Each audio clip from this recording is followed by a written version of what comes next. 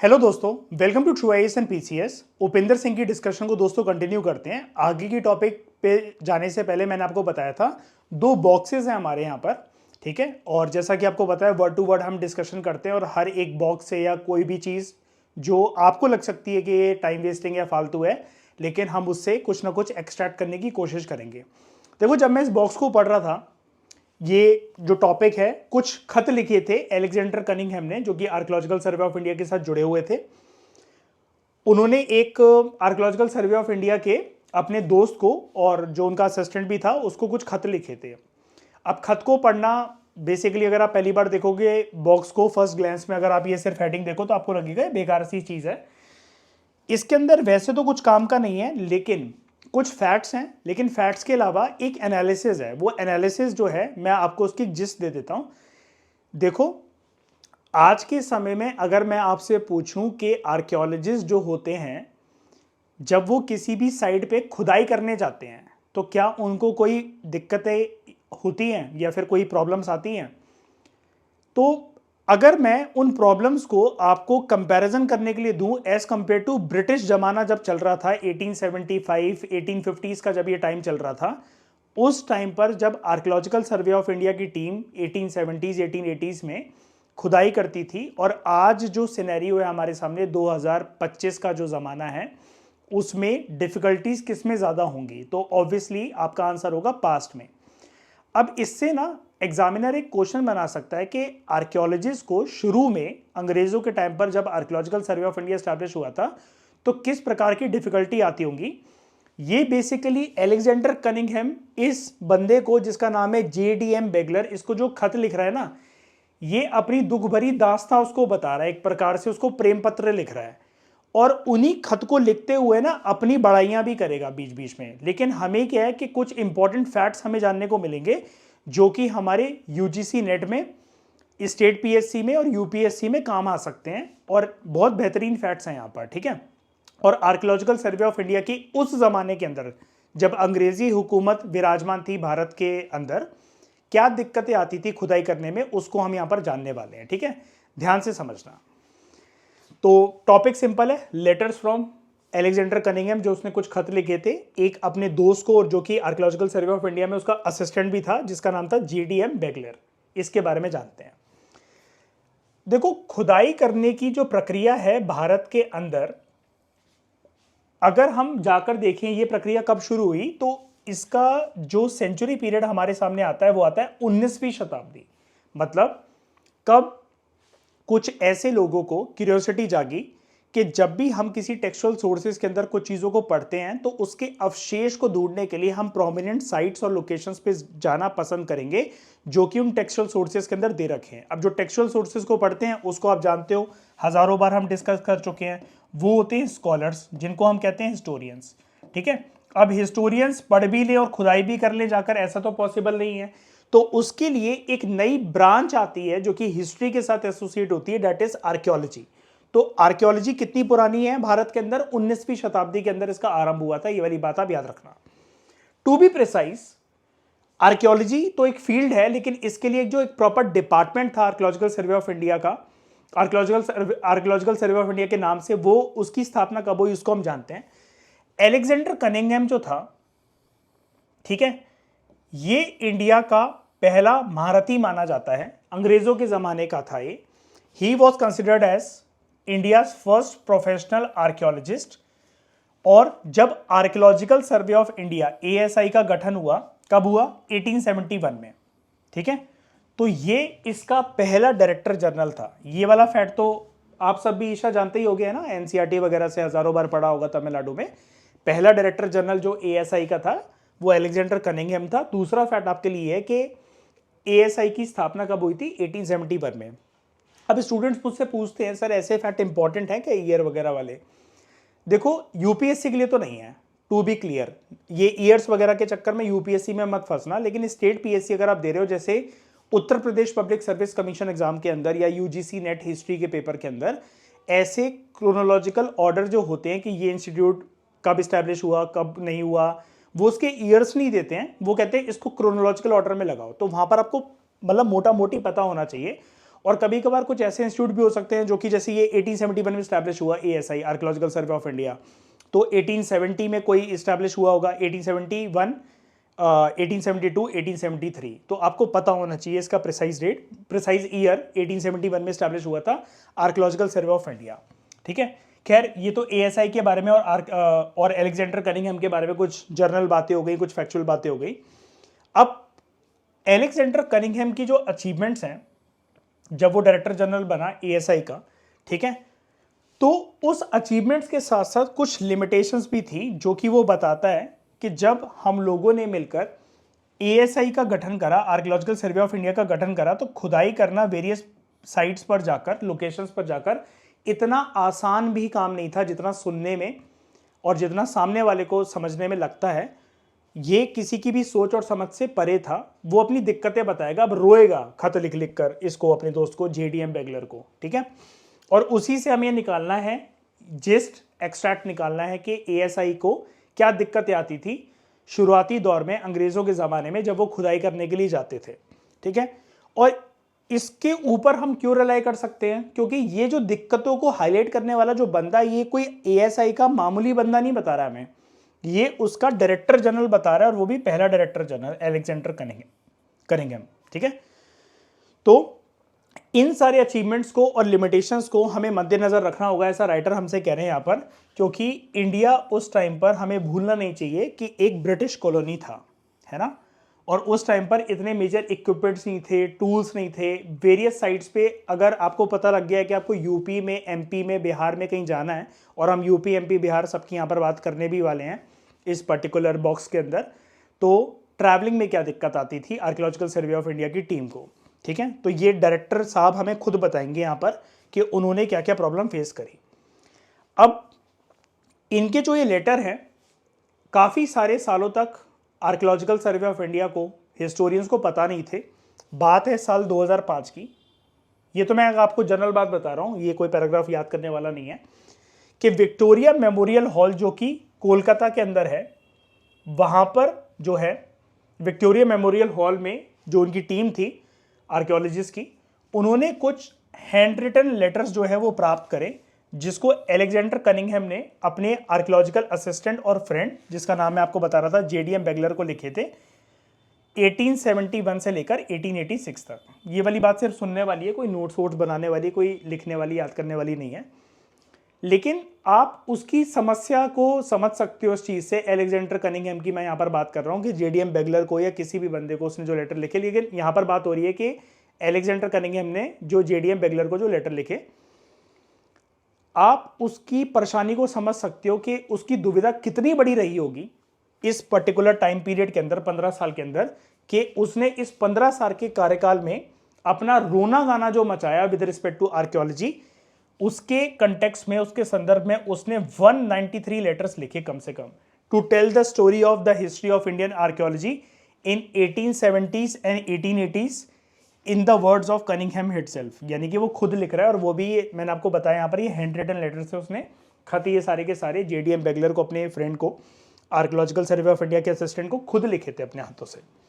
तो चलो अब कुछ प्रॉब्लम जानते हैं। इन लेटर्स के अंदर हमें कुछ निटिग्रिटीज का मतलब दोस्तों क्या होता है, कुछ बारीकियां जो है वो देखने को, जानने को मिलती हैं कि आर्कियोलॉजिकल सर्वे ऑफ इंडिया की टीम जब वेरियस साइट्स पे जाके खुदाई करती थी तो उसको क्या समस्याएं और क्या दिक्कतें आती थी, जो कि आपको भी पता होनी चाहिए। सबसे पहले कनिंघम यहाँ पर जो हमें पहली कैटेगरी की जो दिक्कत बताता है, वो बताता है कि ट्रैवल करना उन दिनों पर इतना आसान नहीं था, और अभी तो यहाँ पर एक जानवर को भी कोसेगा, कहेगा उस बेवकूफ़ जानवर की वजह से इतने महीनों की मेरी जो रिसर्च वर्क था, जो कागज़ मैंने कलेक्ट करे थे, जो रिटन रिकॉर्ड्स मैंने बनाए थे, एक जानवर ने बेसिकली हम लोगों को, मतलब बेसिकली हम लोग मरते मरते बचे, और उसने नदी के अंदर वो सारे लेटर जो है वो, मतलब जो भी रिसर्च वर्क जो हमारा था वो सारे पटक दिए थे।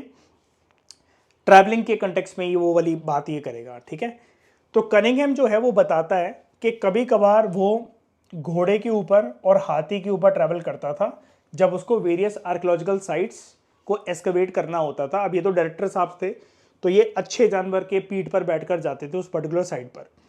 लेकिन उस टाइम पर कुछ और मोड्स ऑफ ट्रांसपोर्ट भी जो थे वो अवेलेबल थे भारत के अंदर, जैसे कि बुलक ट्रेन्स। देखो बुलक ट्रेन्स ना सच में कोई रेलगाड़ी नहीं होती है, सच में कोई ट्रेन नहीं होती है।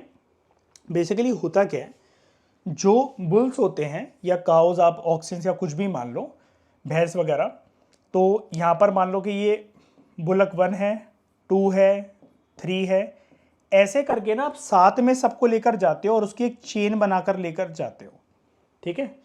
और ये पूरा एक तरीके से जो चेन ऑफ बुलक कार्ट्स आपको जो दिखती है वो एक तरीके से प्रतीत होता है कि वो कैरावान्स की तरह है कि झुंड में जा रही हैं। तो यानी कि पूरी की पूरी टीम जब जाती थी आर्कियोलॉजिकल सर्वे ऑफ इंडिया की, तो वो एक बुलक कार्ट को यूज नहीं करते थे, मल्टीपल बुलक कार्ट को एक ऑर्डर में प्रॉपर लेकर चलते थे, उसको बोला जाता है बुलक ट्रेन। ये सच में कोई रेलगाड़ी नहीं है। फिर कैरेज डाक, कार्ट्स, टोंगास जो कि घोड़े वगैरह से बांधे जाते थे, कैरेजेस, और एक वर्ड है आपके लिए यहां पर, फीटन्स। देखो फीटन क्या होता था, ठीक है, या फाइटन कहते हैं कई लोग इसको, कुछ भी कह लो, प्रोनाउंसिएशन डजंट मैटर। तो ये जो फीटन या जो फाइटन है, इसका मतलब क्या होता है, ये भी एक तरीके का टोंगा ही है, ठीक है, टोंगा गाड़ी है। एक घोड़ा बंधा हुआ है, ठीक है, पीछे उसकी एक बग्गी है ऐसे, जहां पर कोई पर्सन बैठा होगा। अब बस इसकी विशेषता क्या होती है कि इसके ना यहां पर 4 पहिए होते हैं। आप हमेशा जैसे टोंगा गाड़ी वगैरह देखते हो, घोड़ा आगे है, पीछे एक बग्गी है जहां पर कोई बंदा वगैरह बैठा हुआ है, 2 ही पहिए होते हैं उसके। जो ये फीटन वर्ड है ना, इसमें क्या होता है, ये एक ऐसा ट्रांसपोर्टेशन सिस्टम था जहां पर 4 पहिए हुआ करते थे। पीछे वाले पहिए थोड़े से बड़े साइज के हुआ करते थे, आगे वाले छोटे साइज के हुआ करते थे, ठीक है। तो मैं आपको वैसे दिखा देता हूं एक बारी, ताकि आपको ना कोई कंफ्यूजन ना हो।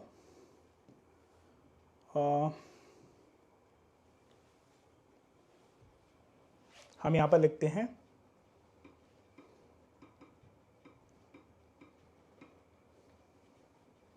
फीटन कैरेज, इसको आप यहां पर देखना।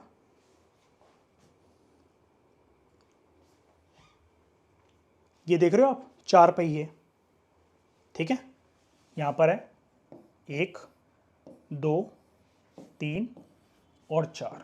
ये अंग्रेजों के ज़माने में यूज़ होते थे प्रॉपरली, जो अलेक्जेंडर कनिंघम के ज़माने में जो यूज़ होते थे, जिसके बारे में मैंने रिसर्च करा।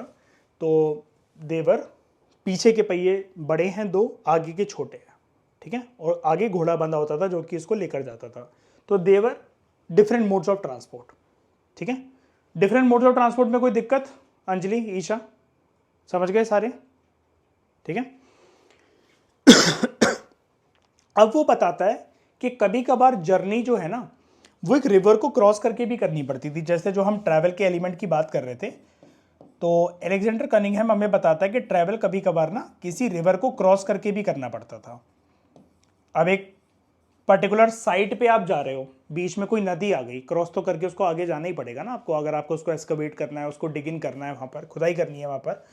तो वो कहता है समटाइम्स जर्नीज वर डिफिकल्ट, और वो डिफिकल्ट इसलिए थी because there was difficulty in crossing a river, ठीक है। तो बेसिकली अलेक्जेंडर के जो बहुत सारे जो खत हमें प्राप्त हुए हैं, उसमें से यहाँ पर 2-3 खत की बात होगी जो कि उसने जेडीएम बेगलर को लिखे थे। सबसे पहले शिकोहाबाद से फरवरी 1877, ठीक है, उसने अलेक्जेंडर कनिंघम ने जो जेडीएम बेगलर को जो खत लिखे, शिकोहाबाद से जो खत हमें रिकवर हुआ है, उसके बारे में हम जानते हैं कि अलेक्जेंडर कनिंघम क्या प्रॉब्लम बताता है। वेयर इज शिकोहाबाद, कहां पर है, एनी आइडिया?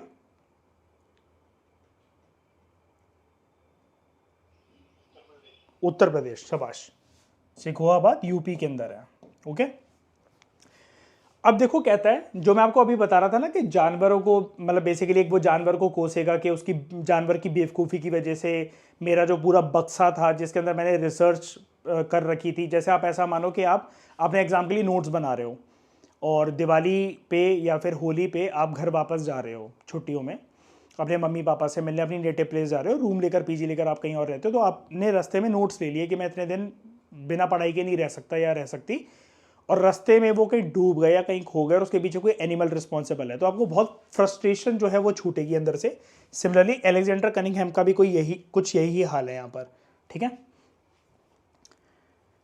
तो बेसिकली बोलता है कि मेरे पास ना, जब मैं यूपी के आसपास अपनी टीम को लेकर जाकर खुदाई कर रहा था, तो हम लोगों ने बहुत अच्छा एक रिसर्च वर्क प्रिपेयर कर रखा था।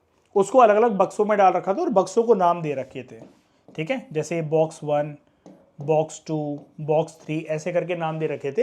तो वो कहता है कि जितनी भी मेरी किताबें थी रिसर्च वर्क की, जो कि मैंने खुद इन हैंड प्रिपेयर करी थी, हमारी टीम ने प्रिपेयर करी थी, और क्योंकि ये डायरेक्टर जनरल था तो सारे जो टीम है इसी को आके रिपोर्ट करती थी, इसी को आके दे देती थी। तो कहता है बॉक्स नंबर 3 और 4 में जितनी भी मेरी बुक्स थी वो सारी की सारी डिस्ट्रॉय हो गई, ठीक है। क्यों डिस्ट्रॉय हो गई?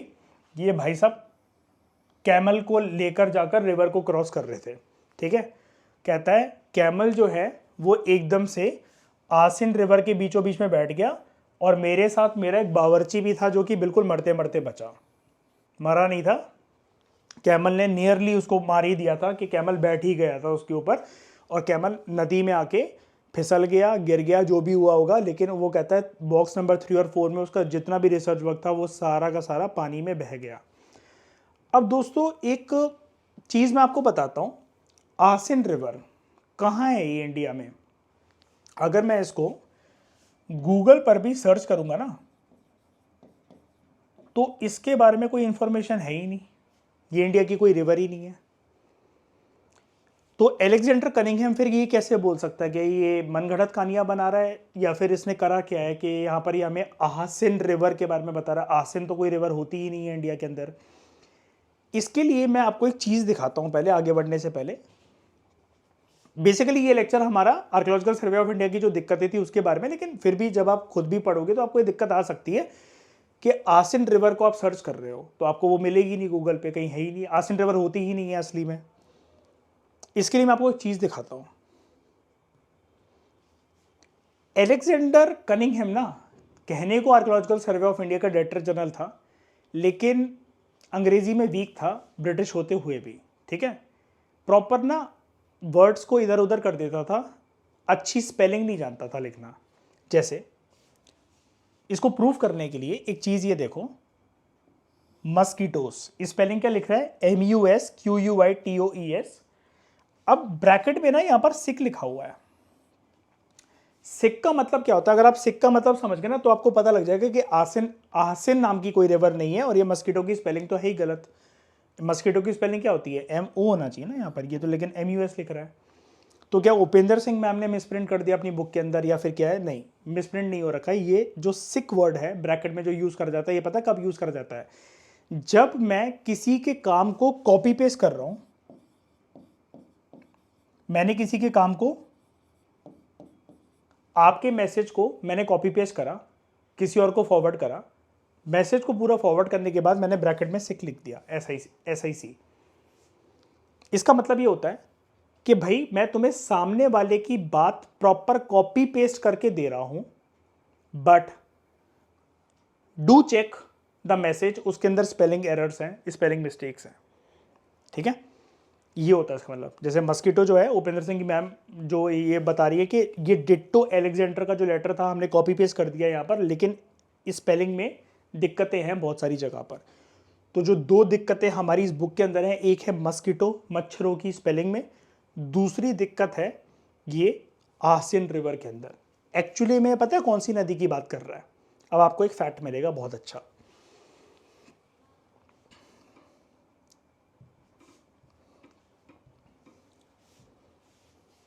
एक्चुअली में जो इस रिवर का नाम है ना, जो वो बोलना चाह रहा है, जिसको वो आसिन लिख दे रहा है गलती से अपने लेटर में, उसने अपने लेटर में आसिन ही लिखा था।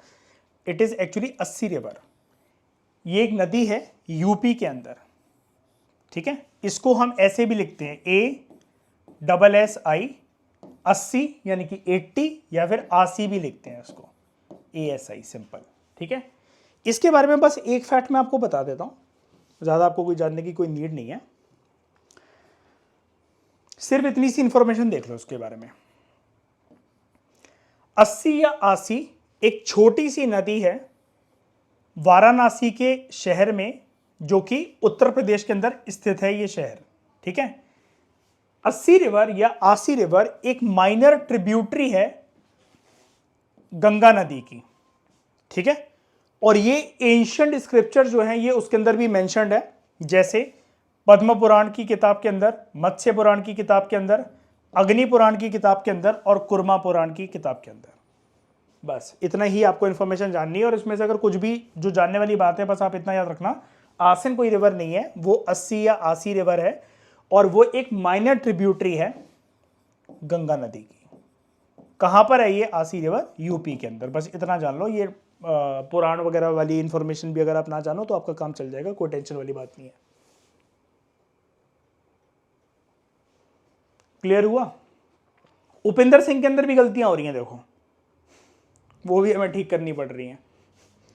गलती एक्चुअली उपिंदर सिंह की नहीं है, लेकिन मैंने आपको ये वाली बात इसलिए बताई है, वो तो मैं मजाक कर रहा हूँ, उपिंदर सिंह के अंदर गलतियां, ऐसी कोई गलती नहीं है। इसको आप सर्च करते ना, अगर ये ढूंढने की कोशिश करते हैं ओवर स्मार्ट बनने के लिए कि हम पता लगा लेते हैं दूसरों से ज़्यादा कि ये कहाँ पर है, इसके नोट्स बना लेंगे। नोट बना ही नहीं पाओगे, क्योंकि ऐसी कोई रिवर पृथ्वी पे एग्जिस्ट ही नहीं करती है। जिसको ये आसिन बोल रहा है वो 80 रिवर है, यूपी के अंदर है, वाराणसी के शहर की तरफ बहती है वो, और वो गंगा की एक मेजर नहीं माइनर ट्रिब्यूटरी है। ओके, और वो पुराणों के अंदर भी मेंशन्ड है। ठीक है, कैमल की बुराई इसने कर दी। उसके बाद कहता है दूसरी दिक्कत, मैंने आपको एक ट्रैवल की दिक्कत बता दी, ठीक है, तो वो कैमल के ऊपर भी जो ये ट्रैवल कर रहा था वो ट्रैवलिंग की कैटेगरी के अंदर ही आ जाएगा। दूसरी दिक्कत ये कहता है जो आती थी आर्कियोलॉजिकल सर्वे ऑफ इंडिया को, that was in the staying period. ये सेकंड दिक्कत है जो कि आपको जाननी है, जिसके आपको नोट्स बनाने चाहिए। Staying period, archaeological survey of India की टीम आज के ज़माने में भी अगर हम बात करें तो क्या वो अगर किसी साइड पे जा रही है ईशा, तो 1-2 दिन के अंदर उसका काम हो जाएगा पूरा का पूरा? अब जस्ट इमेजिन वो वाला ज़माना, तब तो महीनों लग जाते होंगे, हो सकता है साल भी लग जाए।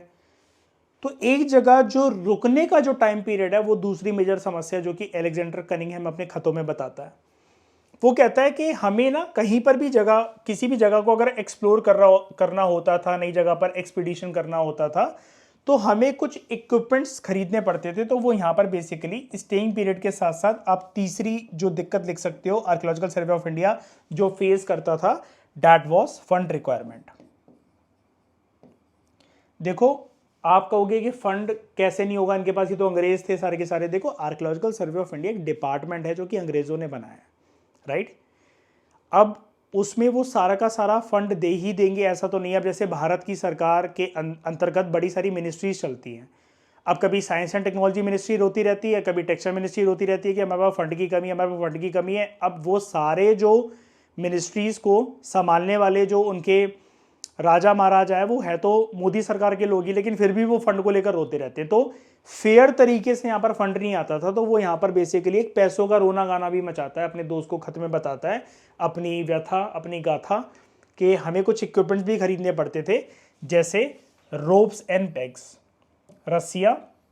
और जो पेग्स होते हैं ना, बेसिकली वो वुडन के एक स्ट्रक्चर होते हैं, जैसे ये है ना, इसको आप पैग मान सकते हो। इस पे रस्सी लपेटी जाएगी और इसको मैं खूंटे की तरह ज़मीन में खूंट दूंगा ताकि मेरा एक टेंट बन सके। ओके, ये भी मैं आपको दिखा देता हूँ ताकि आपको एक बार के लिए क्लैरिटी मिल जाए।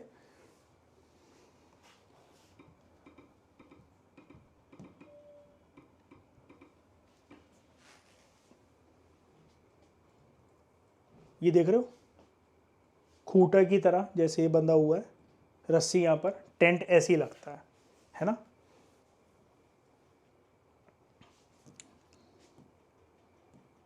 This is known as ropes and pegs. Pegs मतलब एक तरीके की क्लिप होती है, कैसी भी क्लिप हो, लकड़ी की हो, मेटल की हो, जिसको आप ज़मीन में ठोकोगे, उससे रस्सी बांधोगे, आपका टेंट बन जाएगा। तो ये वाली बात वो कह रहा है कि पैसों की एक तो किल्लत है, खरीदने पड़ेंगे कुछ इक्विपमेंट्स ताकि अपने और अपनी टीम के लिए वो टेंट्स की अरेंजमेंट कर सके, क्योंकि एक जगह पर पीरियड ऑफ स्टे कुछ वीक्स का, कुछ महीनों तक का हो सकता है, जब तक उनकी आर्कियोलॉजिकल एक्सकवेशंस उस पर्टिकुलर साइट पे चलती थी। ठीक है, तो 3 दिक्कत यहाँ से हमारी कवर हो गई। उसके बाद चौथी दिक्कत एक तरीके से वो भी फंड से रिलेटेड ही है, लेकिन वो है मील की दिक्कत। अब इतना सामान ये लोग अपने साथ लेकर जाते थे, तो जो अभी हम पहले यहाँ पर बात कर रहे थे ना दोस्तों, इसका पर्पस क्या था? कभी कभार आर्कियोलॉजिकल सर्वे ऑफ इंडिया की जो टीम थी, they used to carry their men and material through the use of a transport known as bullock train. और जैसा कि मैंने आपको बताया कोई रेलगाड़ी नहीं है, कैरेज पे कैरेज, कैरेज पे कैरेज पीछे जो है वो बंद रखी हैं। वो लग रहा है ऐसा कि वो कैरावान्स की तरह चल रही है, तो वो ट्रेन की तरह आउटलुक दे रही है। तो यहाँ पर क्या है, इनको अपना उतने महीने का कि कितना टाइम लग सकता है। अब देखो, अगर आप किसी फ्रेश साइट पर गए हो, आप और हम सारे लोग आर्कियोलॉजिकल सर्वे ऑफ इंडिया के अंदर जुड़े हुए हैं, हम सारे आर्कियोलॉजिस्ट हैं, हमें नहीं पता ना वो साइट कैसी है। अगर पता भी है तो जिस पर्पज से हम खुदाई करने गए, हमें क्या पता कि कितना टाइम लगने वाला है, वहाँ पर कहाँ किस लेवल तक खुदाई करनी पड़ेगी, वहाँ पर टोपोग्राफी कैसी है, मिट्टी खोदनी पड़ेगी या पत्थर तोड़ तोड़ के नीचे जाना पड़ेगा, हमें नहीं पता। और कितनी डेप्थ में जाने के बाद प्रूफ मिलेगा, ये भी नहीं पता हमें। तो एक माहौल ना, मतलब एक तरीके से हमारी जर्नी का बहुत असुनिश्चित हो जाएगा कि अगर मान लो कि मैं चेयरमैन हूँ आर्कियोलॉजिकल सर्वे ऑफ इंडिया का, सेक्रेटरी जनरल हूँ, तो if my man ask me कि सर कितने महीनों का या कितने हफ्तों का खाना और ब्रेड और ये मीट और ये बटर सब रख लें, उसका आंसर मेरे पास भी नहीं है। तो एक वो जो अनसर्टेनिटी बताता है, वो बताता है फूड के जो प्रोविजंस होते थे, यानी कि इंतज़ाम करना खाने पीने का, वो भी एक दिक्कत थी कि ब्रेड, मीट, बटर, चाय, जितना टाइम हम कैंप में स्पेंड करेंगे उस हिसाब से मेरे पास ब्रेड, मीट, बटर और टी कितने टाइम के लिए होना चाहिए। अब इसका आंसर किसी के पास नहीं होता था, तो ये भी एक दिक्कत थी। पांचवी दिक्कत जो हाईलाइट करता है अलेक्जेंडर कनिंघम अपने खत के अंदर, that is with regard to climate and weather.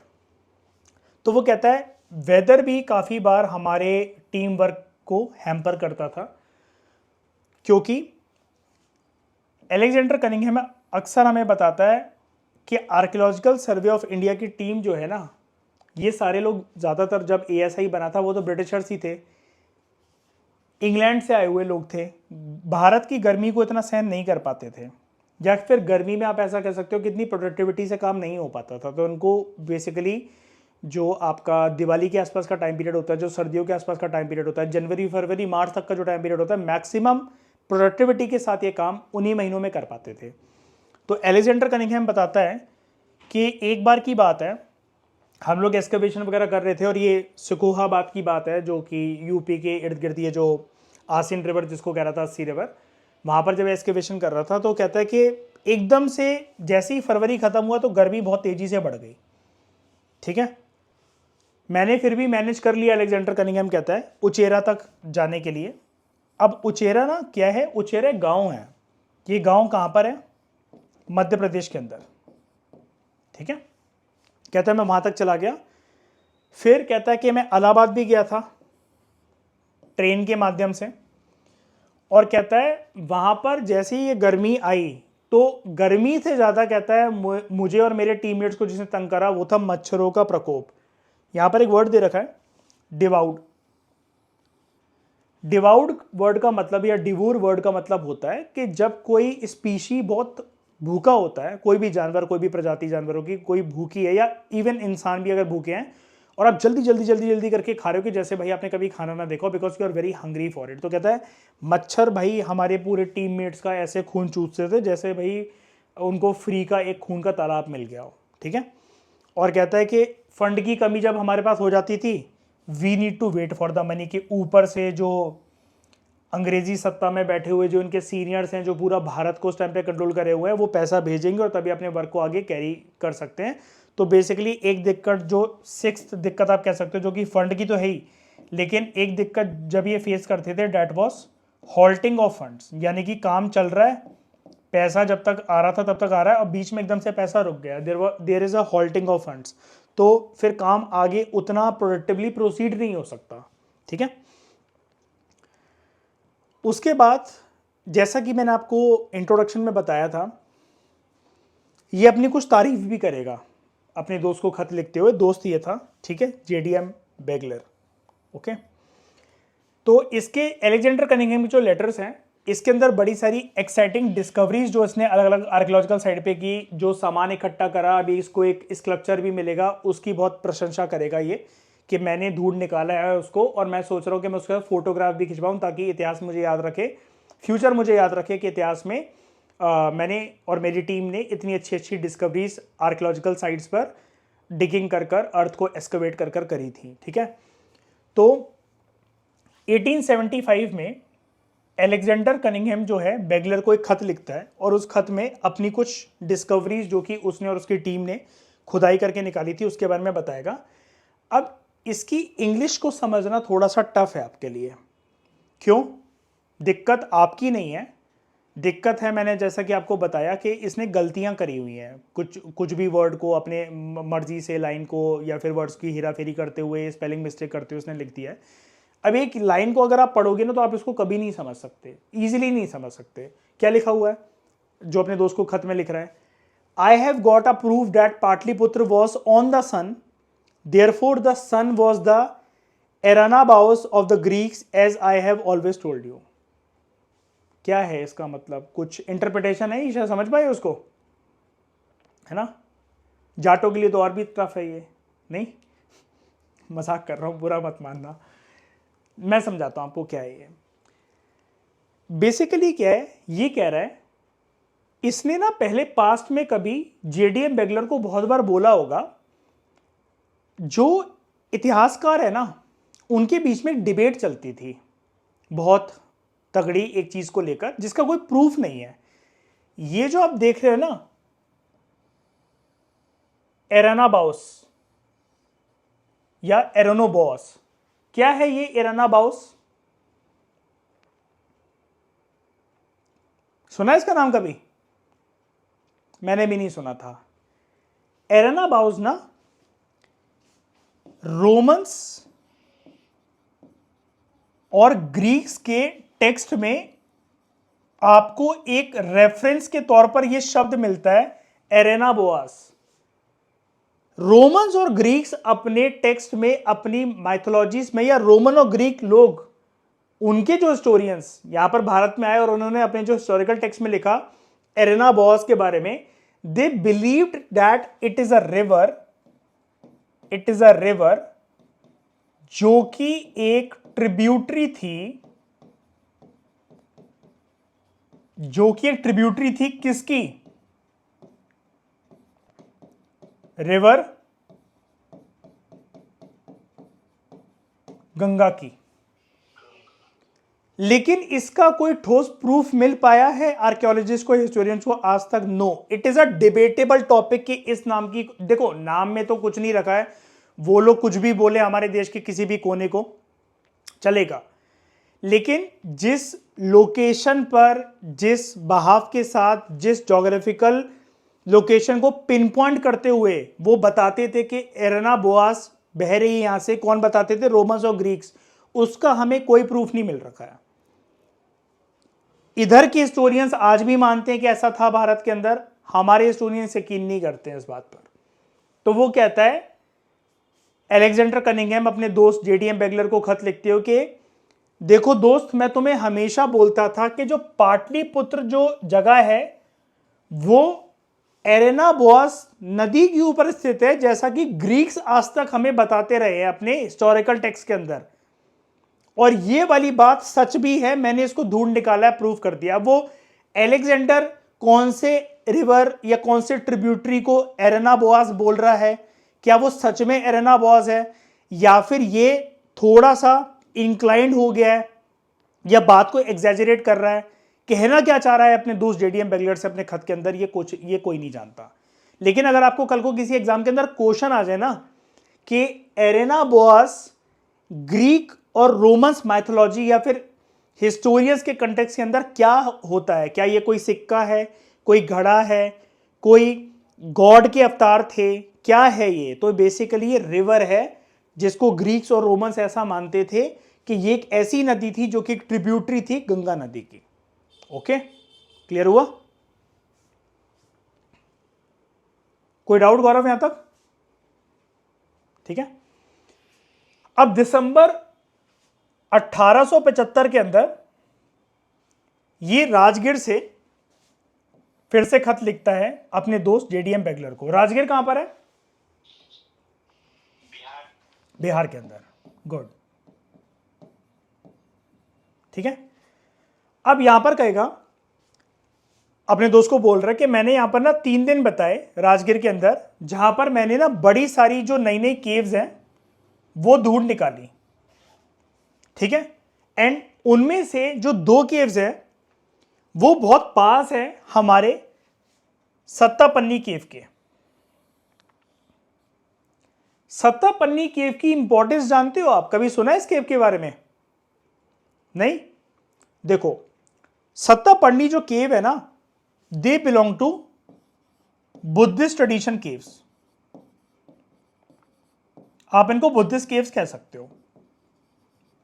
In caves की इंपॉर्टेंस क्या है apart from associating them to the religion of Buddhism, कि गौतम बुद्धा जी ने, ठीक है, आखिरी सांस अपनी लेने से पहले कुछ वक्त इस केव के अंदर भी बिताया था, इस केव के पास बिताया था, ठीक है। 2 तरह के स्टोरियंस है, कुछ कहते हैं कि यहां रहे थे, कुछ कहते हैं इसके पास रहे थे, इस जगह पर रहे थे।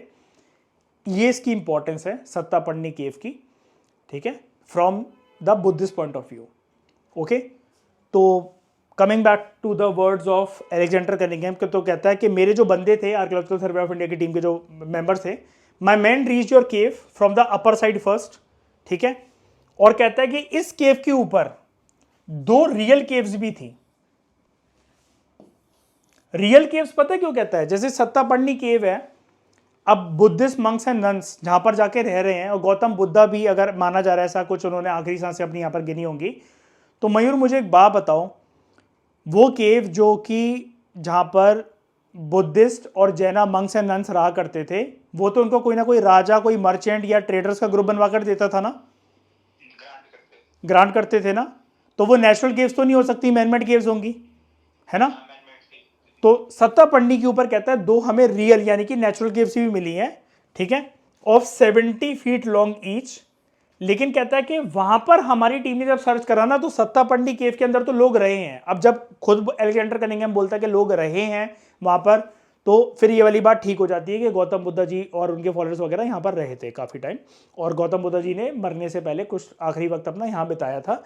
लेकिन कहता है इसके ऊपर जो 2 नेचुरल केव्स हमें और मिली, वहां पर कोई ह्यूमंस के ट्रेसेस नहीं है, सिर्फ भालू रहे हैं वहां पर, ठीक है, भालू के अलावा कोई नहीं रहा है।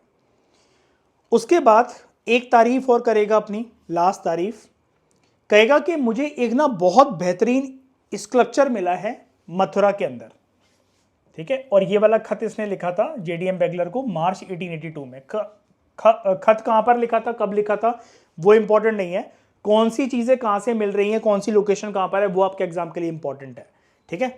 अब जैसे आपको इतनी सारी नई चीजें पता लग गई यहाँ पर कि रोमन्स और ग्रीक जो है गंगा नदी की ट्रिब्यूटरी का नाम क्या बताते थे, ठीक है, 80 रिवर क्या है, राजगीर की साइड कहाँ पर है, सत्तापन्नी केव जो है वो उसकी इंपॉर्टेंस क्या है, उसकी प्रोमिनेंस क्या है, ऐसी चीज़ें हमें एक्सट्रैक्ट करनी होती है। इसके लिए अब एक बार तो पढ़ना पड़ेगा ना चीज़ों को। अब मैं डायरेक्टली थोड़ी ना बता दूंगा आपको कि ऐसे ये देख लो, इसको वहाँ देख लो, इसके नोट बना लो, आपको उस चीज़ की बेसिक सेंस भी तो पता होनी चाहिए ना टॉपिक की, ठीक है। तो एक बार वर्ड टू वर्ड एनालिसिस करने में, रीडिंग करने में कोई नुकसान नहीं है। तो he announce a fine sculptural find in Mathura in March 1882। अब मथुरा में क्या है ना, मथुरा के अंदर ग्रीक्स और रोमन्स जो है उन्होंने काफी वक्त बिताया था एंशिएंट पास्ट में। आपको पता है ना ईशा के मथुरा से ऐसे ऐसे बुद्धिस्ट स्कल्पचर्स भी मिल रखे हैं जिसके अंदर हमें रोमन आर्किटेक्चर का फ्लेवर देखने को मिलता है, रोमन आर्ट का फ्लेवर देखने को मिलता है ना। एनसीईआरटीज वगैरह में आप सब लोग ये चीज जानते होंगे। तो कहता है मैंने एक ऐसा स्कल्पचर धूल निकाला है, I found only 1 sculpture of any value. अब एनी वैल्यू मतलब उसकी अनगिनत वैल्यू है, करोड़ों में वैल्यू है। तो कहता है ये बहुत एक वैल्यूएबल चीज है, और जो स्कल्पचर है वो किसके बारे में है, it is about Heracles killing the Nemean lion. अब ये क्या है Heracles killing the Nemean lion, इसके बारे में मैं आपको पहले दिखाता हूं ये स्कल्पचर, और फिर हम इसके बारे में आगे बात करेंगे।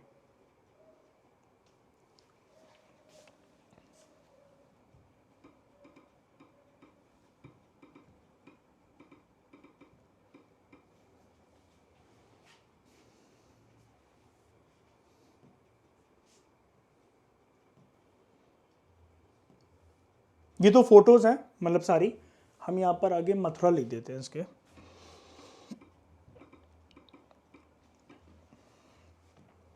This is the sculpture.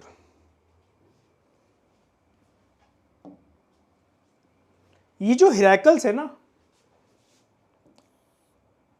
आपने ग्रीक मैथोलॉजी के अंदर, ठीक है, जियस जो गॉड थे उनके एक बेटे का नाम सुना होगा जो कि सुपर ह्यूमन माना जाता था कि ये उधर की कंट्री का शक्तिमान है। हरक्यूलिस का नाम सुना है? गेम भी होती है इसके ऊपर, है ना?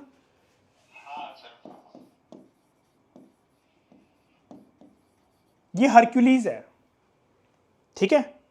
क्या होता था कि एक बार एक पावरफुल लायन था, कहानी ये है मतलब ग्रीक मैथोलॉजी के अंदर, एक बार एक पावरफुल लायन था, वो एक गुफा के अंदर रहता था। हरक्यूलिस जो कि एक सुपर ह्यूमन था और गॉड जियस का बेटा था। It is only related to Greek mythology, Greek mythological story के अंदर है कि ये।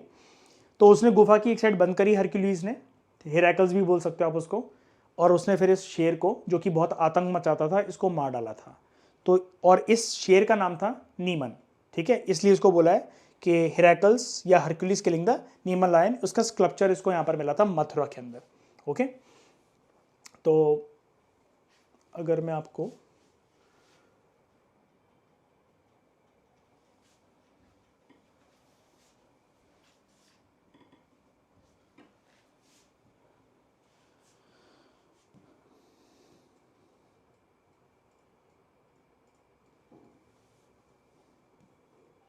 ये देखो, हेराकल्स के बारे में अगर हम बोलें तो हेराकल्स ही हरक्यूलिस है।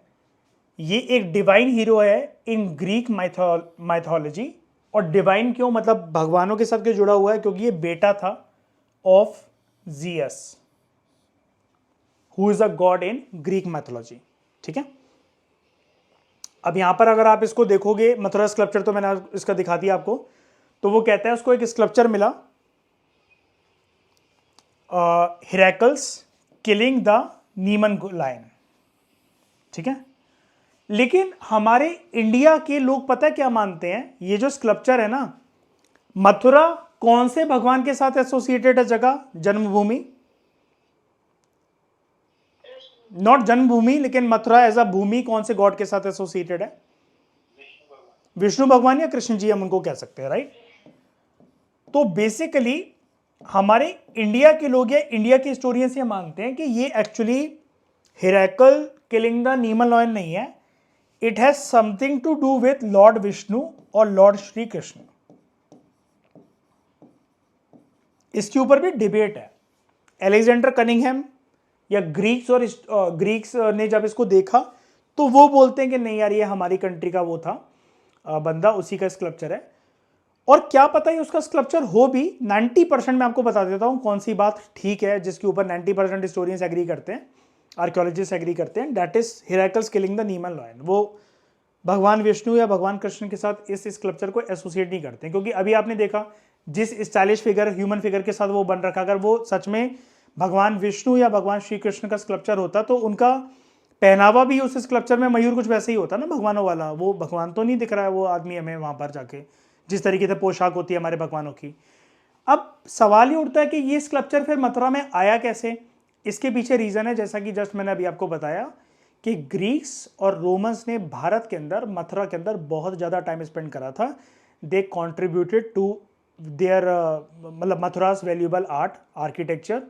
और बात सिर्फ यहाँ पर ये हेराकल्स किलिंग द नीमन लायन की नहीं है, उन्होंने बुद्धिस्ट आर्किटेक्चर के अंदर, बुद्धिस्ट स्कल्पचर्स के अंदर भी अपना काफ़ी योगदान दिया था। पढ़ा था ना हमने पूनम दलाल दहिया के अंदर, है ना।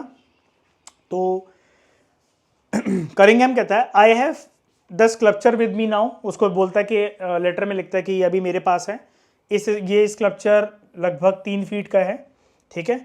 और मैं इसको मतलब बुलक्स वगैरह पे रख कर लेकर आया हूँ, ठीक है। बड़ी सारी ब्रिक्स और मट्स को क्रॉस वगैरह करने के बाद तो बेसिकली अपनी मतलब वाहवाही कर रहा है कि भाई मैं इसको बहुत सज के सवार के संजो कर बचा बचा कर लेकर आया हूँ।